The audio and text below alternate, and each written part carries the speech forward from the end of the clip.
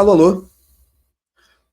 Fala Nutri, seja muito bem-vindo a mais uma aula semanal aqui no YouTube. Meu nome é Igor Nirister, eu sou nutricionista esportivo, pós-graduado em Bioquímica e Fisiologia da Nutrição e o criador da Escola da Nutrição Esportiva.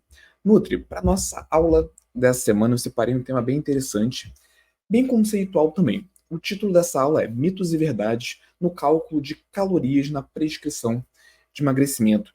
E aqui hoje, Nutri, a gente vai ter uma aula bem conceitual no sentido de entender o que tem por trás de uma prescrição para emagrecimento. Por que eu falo isso? Porque eu vejo muitos nutricionistas se preocupando lá na ponta da pirâmide, preocupado ali na distribuição de macronutrientes, alimentos que vão compor a dieta, e realmente isso é extremamente importante. Mas antes disso, nós temos que entender, né, de fato qual é a base para o emagrecimento, e você deve estar pensando assim, Igor, já sei que a base para o emagrecimento é o déficit calórico. Sim, tá? Mas a gente vai entender isso de uma maneira mais estruturada e mais eficiente, porque um processo de emagrecimento, esse processo não se resume ao déficit calórico, por mais que o déficit calórico seja de fato a base para que isso aconteça.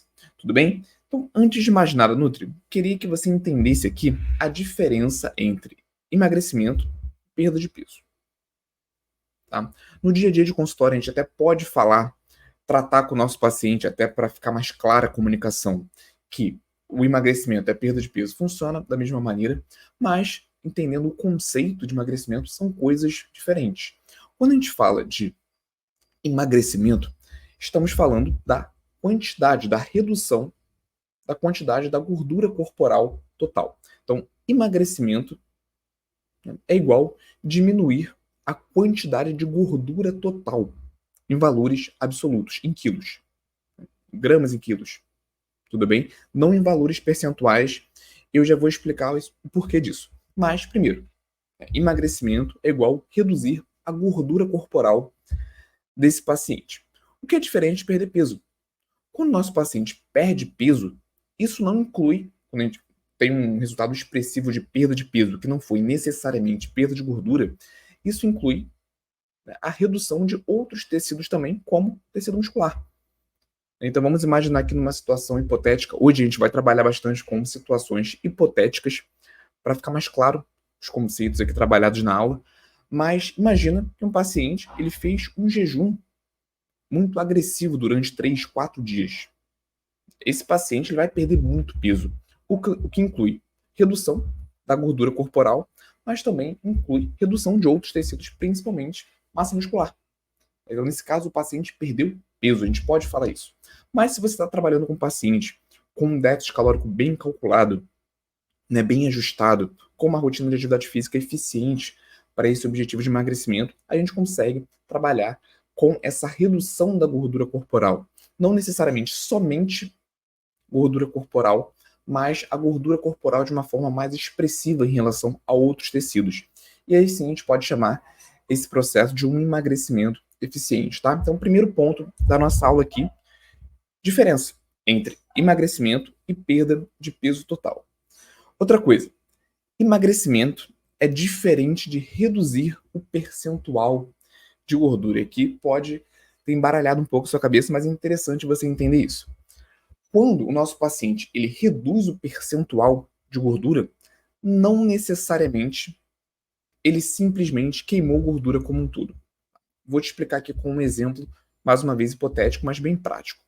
Digamos que você tem um paciente de 100 quilos. Vamos colocar aqui em números redondos para facilitar a compreensão.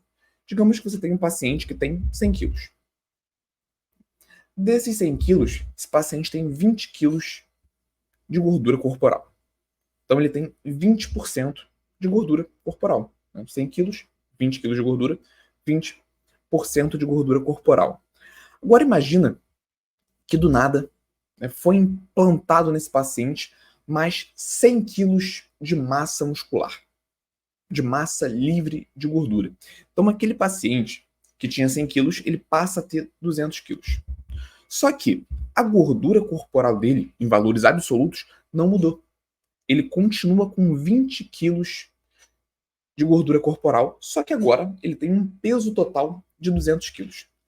Esses 20 quilos que ele tem e que não se alterou, ele não ganhou gordura nem perdeu gordura, passa a compor um percentual menor do peso dele total. Então, quando ele tinha 100 quilos de peso total e tinha 20 quilos de gordura, ele tinha 20% de gordura corporal. Agora que ele tem 200 quilos de peso total, né, mas continua tendo 20 quilos de gordura, ele tem 10% de gordura corporal. Faz sentido para você, Nutri? Então, como que a gente pode sair dessa teoria, dessa situação extremamente hipotética, né, que nunca vai acontecer na vida real, e trazer isso para a realidade? Quando você trabalha com um paciente, principalmente aquele paciente destreinado que vai começar do zero uma atividade física, geralmente um paciente falso magro, é possível que nesses momentos iniciais ele ganhe massa muscular e perca gordura, dependendo do protocolo dietético que você estruturar. Se acontece isso, nós temos aqui duas variáveis que vão levar à redução do percentual de gordura. A primeira é que ele está diminuindo de fato a gordura corporal total. E a segunda é que ele está ganhando massa livre de gordura, ele está ganhando massa muscular. Então nós temos dois caminhos que estão levando à redução do percentual de gordura. Por isso que é muito comum a gente ver uma queda expressiva do percentual de gordura em pacientes destreinados, porque eles ganham massa muscular com mais eficiência, comparado àquele paciente que já treina há muitos anos, e também eles conseguem reduzir a gordura corporal através de um protocolo bem estruturado. Primeira parte da aula aqui, Nutri, foi justamente para você entender esses conceitos relacionados com o emagrecimento. A diferença de emagrecimento, perda de peso, né, e também essa parte de percentual de gordura. Não necessariamente, Nutri, você precisa explicar tudo isso para o seu paciente na hora da consulta. Às vezes o seu paciente ele nem quer entender tudo isso. Ele está ali porque ele quer um atalho para o ganho de massa muscular, para a perda de gordura, então ele não quer necessariamente entender conceitos. Ele quer um plano alimentar, ele quer uma estratégia nutricional para alcançar o objetivo dele. Tá? Então você não precisa necessariamente explicar isso para o seu paciente na hora da consulta, a não ser que você entenda que ele realmente quer saber um pouco mais sobre esses processos, então você pode explicar isso, mas o nutricionista entender isso antes de pensar lá no ápice da pirâmide, antes de pensar na divisão de macronutrientes, na suplementação, é fundamental, tá? Resumindo, você precisa entender esses conceitos de emagrecimento e perda de peso. Segundo ponto que a gente vai falar aqui agora, que é, de fato, o déficit calórico. Acredito que a maioria esteja familiarizado com esse termo, mas é basicamente você colocar o seu paciente em um contexto metabólico onde ele esteja gastando mais calorias do que consumindo. Igor, o déficit calórico ele é resumido em um dia? Não. Em um dia, nós não temos tempo suficiente para ter uma alteração de peso, de composição corporal expressiva no nosso paciente. Então, é o déficit calórico sustentado no médio e no longo prazo, que é o que vai dar um resultado mais expressivo para o nosso paciente, tá? Então, colocando um exemplo aqui numérico, se o paciente tem um gasto energético diário, né, em relação ao metabolismo dele, em relação às atividades diárias que ele tem, de 2.000 calorias, se eu faço uma prescrição de 1.500 calorias diárias para esse paciente, né, ele vai ter um déficit calórico de 500 calorias por dia, tá? Exemplo numérico. Entendido aqui, reforçado aqui o que é o déficit calórico, a gente entra em outros pontos. Mas, Igor, a dieta low carb ela é melhor para emagrecer? Uma dieta cetogênica é melhor para emagrecer? Um jejum intermitente é melhor para emagrecer? Nutri, a base do emagrecimento é o déficit calórico correlacionado com a adesão. Tá? A gente fala muito que o déficit calórico é a base para o emagrecimento, mas eu considero a adesão ao plano alimentar ainda mais importante. Né? Porque o paciente ele precisa conseguir sustentar esse déficit calórico para que ele tenha um resultado mais expressivo. Então, quando você fala de uma dieta low carb, só faz sentido se você conseguir manter esse paciente no déficit calórico. Tá? Eu dei aqui um exemplo de uma prescrição de um paciente que tem um gasto energético diário de 2.000 calorias e você fez uma prescrição de 1.500. Se essa prescrição de 1.500 calorias foi composta por alimentos com baixo teor de carboidratos, pode ser uma dieta eficiente. Tá? Geralmente, não é o que acontece, principalmente quando o paciente tenta fazer isso por conta própria.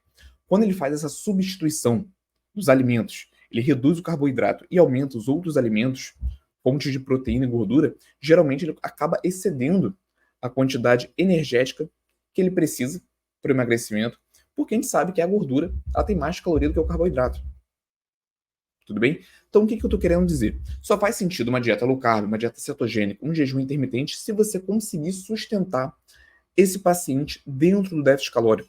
Não adianta nada, por exemplo, você prescrever um jejum intermitente, sendo que no período que esse paciente está com a janela alimentar aberta, no período que ele está fazendo as refeições, ele consuma mais, excedendo ali a proposta de déficit calórico. Certo? Então, se alguém te perguntar assim, dieta low carb funciona? Desde que você esteja dentro do contexto metabólico de déficit calórico, sim. Dieta cetogênica funciona? Desde que você esteja dentro desse contexto metabólico de déficit calórico, sim. Aí eu não vou entrar aqui de forma aprofundada em cada uma dessas estratégias, mas a gente entende na prática que manter uma dieta low carb, uma dieta cetogênica, um jejum intermitente, pode ser difícil, pode ser sacrificante para a maior parte da população. Por isso que você tem que considerar muito bem se você vai utilizar ou não essas estratégias. Muitos não vão se adaptar muito bem, tá? Mas quando a gente compara essas estratégias com uma restrição calórica, como tendo mais carboidratos, bem fracionada ao longo do dia, o resultado ele é o mesmo. Então, realmente, aqui, o que vale para o emagrecimento é o déficit calórico, como eu falei, associado com a adesão. E quando a gente trabalha com uma alimentação mais tradicional, mais próximo da realidade do paciente, geralmente essa adesão é maior. Tá? Então, realmente, déficit calórico é a prioridade para o emagrecimento, uma vez que ele esteja alinhado ali com a adesão. Tá?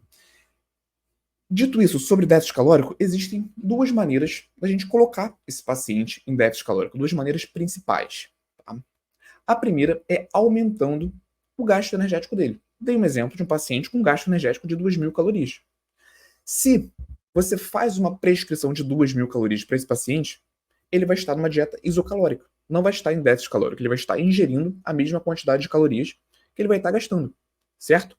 Mas se eu oriento esse paciente a aumentar o gasto energético dele com atividades diárias, por exemplo, começar a fazer mais cardio na esteira da academia, e dessa forma ele aumenta o gasto energético dele para 2.500 calorias, então aí sim a gente conseguiu prover um déficit calórico mesmo com uma prescrição de 2.000 calorias. Tá? Então existe a possibilidade da gente colocar o nosso paciente em déficit calórico, estimulando ele a aumentar o gasto com atividade física.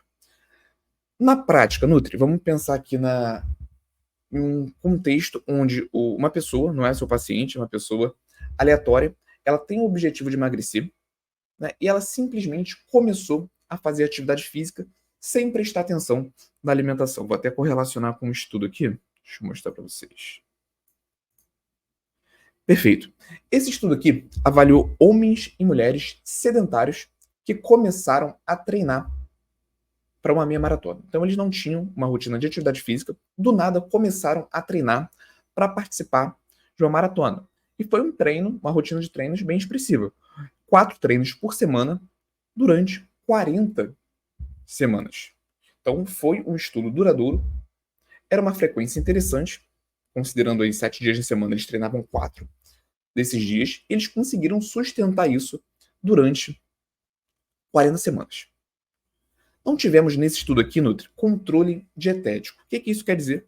Que eles tinham essa rotina de treino bem regulada, né, pelos pesquisadores, mas os pesquisadores não influenciaram nessa parte da alimentação, ou seja, eles poderiam comer o que eles queriam. Qual foi o intuito aqui desse estudo? Será que se uma pessoa ela começar a aumentar do nada o nível de atividade física, isso é o suficiente para o emagrecimento? Vou deixar aqui esse estudo, um convite para vocês lerem esse estudo completo. Não quis trazer aqui os gráficos mostrando os resultados, porque eram gráficos mais complexos. Mas o que esse estudo concluiu? Que a partir do aumento da atividade física, sem correlacionar com o controle de calorias, o emagrecimento não é tão eficiente. Numa média geral, a gente teve uma perda de 1 a 2 quilos, né, por participante dentro dessas 40 semanas. O que isso quer dizer? Que esses voluntários ficaram 40 semanas treinando corrida 4 vezes por semana e tiveram uma média de perda de peso ali de gordura de 1 a 2 quilos. É um resultado, Nutri, pouco expressivo. Imagina só, você fica 40 semanas treinando 4 vezes por semana e você perde de 1 a 2 quilos. Alguns voluntários até perderam mais, outros perderam menos. Tá? Tô falando aqui realmente de uma média. É pouco expressivo, Nutri. E por que que isso acontece? Alguns estudos mostram pra gente também que quando a gente aumenta o nível de atividade física, né, é possível e provável que aconteça ali um sistema de recompensa. Seja ativado no nosso corpo um sistema de recompensa no sentido de, se a gente aumenta a atividade física, nosso corpo aumenta os níveis de fome, o que influencia também no aumento do gasto energético. Se você sente mais fome, naturalmente, se você não tem um controle dietético, que foi o que aconteceu nesse estudo, você tende a aumentar o seu consumo de calorias, certo? Essa compensação ela é muito individual. Alguns vão ter uma compensação realmente mais elevada, o que pode levar inclusive ao ganho de peso. Tá? Você começa a fazer atividade física, passa a sentir mais fome, passa a comer mais, inclusive mais do que você comia antes. Então aquela atividade física passa a não dar conta desse aumento seu do gasto energético, isso te leva ao ganho de peso. Então começar a atividade física sem um controle dietético pode inclusive levar ao ganho de peso. Tá? Então existe essa possibilidade dependendo da resposta individual a essa compensação. Alguns indivíduos, né, a partir dessa compensação, não vão emagrecer, vão ficar com peso estável, porque aquele aumento no gasto energético resultou no aumento da ingestão energética, e alguns, por ter um sistema de compensação mais fraco, por assim dizer, pode sim perder peso. Por quê? Porque vai ter um sistema de compensação, ele passa a comer um pouco mais em relação ao que ele consumia antes, mas aquele gasto energético com atividade física ainda foi maior. Então, a gente tem esses 3 possíveis cenários a partir do início da atividade física sem um controle dietético. Esse paciente pode passar a ganhar peso, porque esse sistema de compensação foi muito agressivo, ele passou a sentir muito mais fome. Ele pode, né, manter o peso estável. Por quê? Esse sistema de compensação foi suficiente para ele comer a mesma quantidade de calorias a mais que ele estava gastando no treino, né? Ou então, esse sistema de compensação pode ser mais fraco, né, onde ele passa a comer um pouco mais, só que aquele gasto com atividade física foi maior, ou seja, ele ainda assim emagreceu. Resumo aqui desse ponto da nossa aula.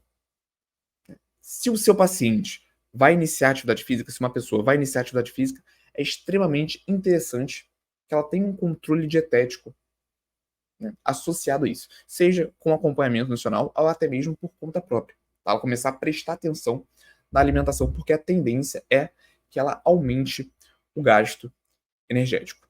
Ah, Igor, então quer dizer que não vale muito a pena eu incentivar o meu paciente a fazer atividade física? Não. Você tem que incentivar cada vez mais o seu paciente a fazer atividade física, associando isso ao controle dietético. Aí sim você vai ter um emagrecimento mais eficiente, mais rápido. Eu tenho um paciente, o Jorge, eu até estava atendendo ele ontem. Ontem, não, foi na terça. E foi algo que eu trabalhei com ele no médio e no longo prazo. Ele entender como que ele pode aumentar o nível de atividade física mesmo numa rotina de trabalho. Ele não tinha tanto tempo assim para ficar na academia fazendo cardio. Então a gente conversou e chegamos a algumas conclusões que ele pode começar a usar mais escadas no trabalho. Ele morava em prédio, então ele começou a subir dessas escadas ao invés de usar o elevador, a mesma coisa na empresa. Tudo bem? Então ele entendeu esse conceito que ele poderia e deveria aumentar o gasto energético, já que ele não tinha tanto tempo assim para ficar na academia, e com o passar do tempo ele começou a trazer essas ideias. Então essa ideia, por exemplo, de subir escada no trabalho foi ele que trouxe, perguntando o que eu achava. Eu achei excelente, né? Uma forma de aumentar o gasto energético, principalmente porque a gente está falando de uma atividade diária. Ele sobe escadas de segunda a sexta no trabalho. Isso no longo prazo, uma subida de escadas ali de 10 minutos, considerando segunda a sexta durante um mês, vai fazer diferença. Tá? Então, trazer também essa realidade é importante. Atividade física, quanto mais, melhor dentro da realidade do seu paciente, pensando nesse objetivo de emagrecimento. Tá? Mas fazer essa atividade física sem um controle dietético não é tão interessante como nós estamos vendo aqui.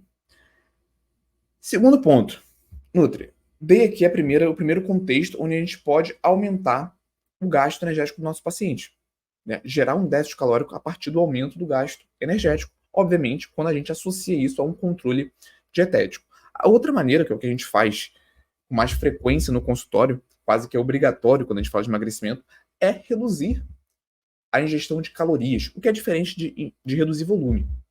Tá? Aqui a gente entra no conceito de densidade energética dos alimentos, não vou me aprofundar nisso hoje, mas a gente consegue manter um volume interessante de alimentos, sem que necessariamente tenha muita caloria nesses alimentos, principalmente aqueles alimentos mais volumosos, com menos calorias, né, com menor densidade calórica.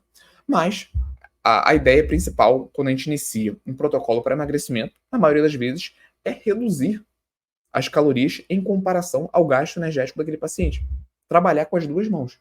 Ao mesmo tempo que ele aumenta ou mantém o nível de atividade física, a gente reduz o consumo de calorias para ser mais rápido esse processo. Então, quando a gente fala de promover um déficit calórico a partir da alimentação, né, a gente tem ali algumas teorias que eu acho que é bem interessante e bem explorado. Algumas pessoas não entendem esse conceito de déficit calórico, mas acham que se limita a isso, não entende muito bem como funciona. Então trago essa reflexão que eu trabalhei no início da aula. O déficit calórico é a base, mais uma vez, que está associado com a adesão. Tá? E o nosso paciente ele precisa entender isso.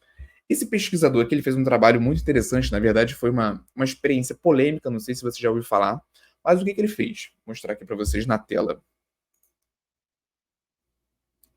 Durante 6 meses, esse pesquisador, a ideia dele era mostrar, evidenciar como que a base do emagrecimento é de fato o déficit calórico. Tá? Então, durante 6 meses, ele fez todas as suas refeições do dia no McDonald's. Café da manhã, almoço e jantar. Entendendo bem esse conceito de déficit calórico, o que ele fez? Ele fez todas as refeições no McDonald's, mas sabendo, tendo calculado que ainda assim ele estaria em déficit calórico. Ou seja, o gasto energético dele diário seria maior, mesmo ele fazendo 3 refeições por dia no McDonald's. Ao longo desse protocolo, ele perdeu aí uma média de 28 quilos. Quer dizer, Igor, que isso é saudável? Não. Obviamente que não. Ele até escreveu um livro, nunca li esse livro, mas tenho a curiosidade de ler. Tá? Quer dizer, Igor, que foi um protocolo saudável para o emagrecimento? Obviamente que não. Se a gente for analisar os parâmetros bioquímicos, possíveis deficiências, né, de micronutrientes, certamente não é a melhor forma de emagrecer, porque a gente não está falando de alimentos nutritivos, alimentos ricos nesses nutrientes que a gente precisa. Mas a ideia, na minha visão, desse pesquisador foi justamente trazer essa visão polêmica, chamar a atenção para provar que a base do emagrecimento é o déficit calórico. E realmente é o déficit calórico, uma vez que esteja associado com a adesão. Perfeito?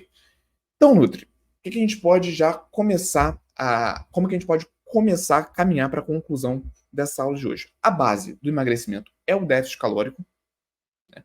Mas a gente tem que pensar de forma estratégica para sustentar isso no médio e no longo prazo. Por quê? Porque a gente já viu aqui que se o paciente passa a fazer mais atividade física, a tendência é que ele sinta mais fome. Tá? E aqui a gente pode usar diferentes estratégias para manter esse paciente dentro do contexto de déficit calórico. Algumas delas que eu vou mencionar aqui por alto, né? A gente pode aprofundar isso em outras aulas, assim como eu já fiz também em aulas anteriores.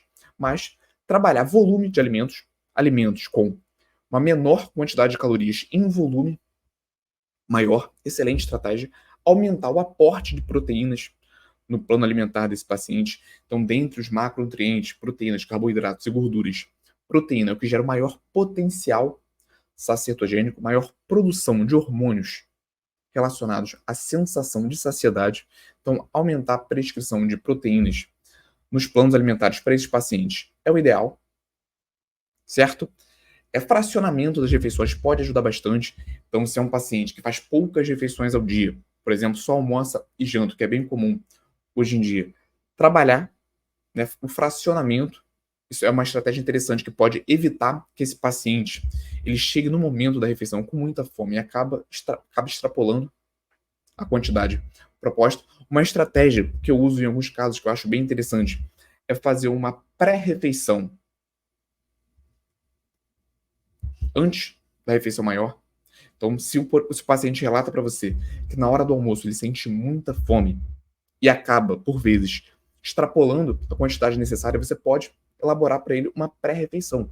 Então, ali meia hora antes do almoço, por exemplo, ele pode ingerir uma fruta mais volumosa, por exemplo, mamão, melão, melancia, uma porção de fruta mais volumosa, associado à ingestão hídrica, também um copo de 300 ml de água, por exemplo, para dar um volume maior estomacal e começar a sinalizar essa sensação de saciedade. Então, é uma opção bem interessante. Eu uso, em alguns casos, uma pré-refeição, né, antes dessa refeição maior, que ajuda a manter o controle durante essa refeição maior, se o paciente tem esse histórico de sentir o apetite mais agressivo nesse momento. Então, também é uma estratégia interessante. E por que eu falo muito de conciliar essa estratégia, essas estratégias para manter o déficit calórico no longo prazo? Porque, Nutri, diariamente, talvez você não tenha essa consciência, e isso é importante você explicar para o seu paciente, diariamente, nosso metabolismo ele se auto-intercala em períodos anabólicos e anticatabólicos. Então, mesmo em um contexto de déficit calórico, vai ter momentos do dia que o seu paciente vai estar estocando gordura. Então, após uma refeição, por exemplo, que tem uma maior liberação de insulina, tem uma maior ingestão energética, é bem possível que o corpo dele esteja ali estocando gordura. Se ele fica mais tempo em jejum, ele vai ter uma depleção, ele vai ter um efeito catabólico. Ele vai estar depletando gordura, depletando glicogênio. E o nosso corpo, ele intercala entre esses contextos metabólicos ao longo do dia. Então, de fato, o que vai prevalecer é qual contexto metabólico vai ser prevalente no longo prazo. Como a gente está falando de emagrecimento aqui hoje, se a gente vai trabalhar o emagrecimento, é interessante e fundamental que esse contexto catabólico, no sentido de depletar principalmente gordura, isso a gente vai alinhar de acordo com a nossa estratégia, que ele deplete mais gordura dentro desse contexto catabólico de forma predominante no médio e no longo prazo. Tá? Por mais que dentro desse período, vamos colocar aqui um exemplo de 3 meses, tá? Por mais que dentro desses 3 meses ele tenha períodos anabólicos, como pós-refeição, por exemplo, a prevalência tem que ser períodos catabólicos, principalmente com uma estratégia associada para queima principal de gordura. Fez sentido? Então, a informação principal aqui desse ponto que eu levantei é que o nosso corpo ele vai ter períodos anabólicos e catabólicos ao longo do dia. Mas se a gente está falando de um objetivo de emagrecimento, é importante que esse período, esse contexto catabólico prevaleça. Se a gente está falando de um plano alimentar para hipertrofia, é fundamental que esse contexto metabólico anabólico, ele prevaleça. Perfeito? Quando a gente atende um paciente, último raciocínio aqui para a gente fechar a aula de hoje, Nutri.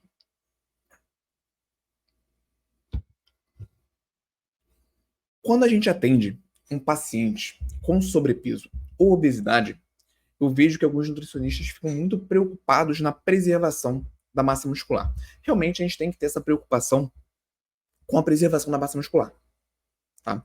Só que em alguns contextos, em alguns casos, essa preocupação, né, ela acaba sendo desnecessária.